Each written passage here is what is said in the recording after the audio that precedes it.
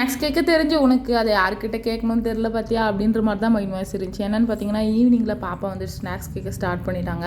அவங்க பாட்டி வீட்டுக்கு போனால் ரொம்ப செல்லம், அவங்க கேட்குறதெல்லாம் வாங்கி கொடுத்துருவாங்க. பட் நான் அப்படி இல்லை, குர்குரே கொடுக்க மாட்டேன், சாக்லேட் கொடுக்க மாட்டேன், எதுவுமே இல்லை, எல்லாமே ஒரு லிமிட் தான். ஸோ மைதா, சக்கரை, முட்டை, வாழைப்பழம் இதெல்லாம் போட்டு அடித்து அவங்களுக்கு பேன் கேக் மாதிரி பண்ணி கொடுத்துட்டேன். மைதா மாவு அன்ஹெல்தி தான், பரவாயில்ல எப்போயாவது ஒரு முறை தான் சொல்லிட்டு. அதுக்கப்புறம் நேற்று நைட்டு வந்துட்டு சப்பாத்திக்கு மாவு பிசைஞ்சு வச்சேன். பட் மாமியார் இங்கேயே வந்து சாப்பிட்டுக்கோங்கனால அங்கே போய் சாப்பிட்டு சப்பாத்தியை காலையில் டிஃபனாக மாற்றிட்டு நைட்டுக்கு வந்துட்டு கோஸ் போட்டு சாம்பாரும் முத்தையும் வச்சுட்டு இருந்தேன். இது பேர் வந்து இங்கே ரசகுல்லாவா, நாங்கள்லாம் எங்கள் ஊரில் தேன் மிட்டாயின்னு சொல்லுவோம். இது எந்த விதத்தில் பார்க்க ரசகுல்லா மாதிரி இருக்குன்னு எனக்கு தெரியல. அதுக்கப்புறம் வெறும் கோஸ் சாம்பார்ன்றனால ஒரு மாதிரி தயங்கிட்டே இருந்தேன். சரி வேறு எதாவது செய்யலான்னு பார்த்து முட்டையும் பார்க்கறதுக்கு போனால் வெறும் 3 தான் இருந்துச்சு. சரி இது 3 வச்சே வந்து முட்டை பொரியல் செஞ்சிடலாம் அப்படின்னு சொல்லி ஸ்டார்ட் பண்ணேன். நான்லாம் ஆஃப் பாயில் வந்து லைஃப்பில் சாப்பிட்டதே இல்லை. யாராவது ஆஃப் பாயில் சாப்பிட்டா கூட அவங்க இன்னும் கொலை குத்தமான மாதிரி எப்படி சாப்பிட்றாங்க பாரு அப்படின்னு தான் யோசிப்பேன். பட் இப்போ எனக்கும் அதோட டேஸ்ட் ரொம்ப பிடிச்சிருச்சு, நல்லா இருக்குது, ஒரு மாதிரி இருக்குது அப்படின்னா.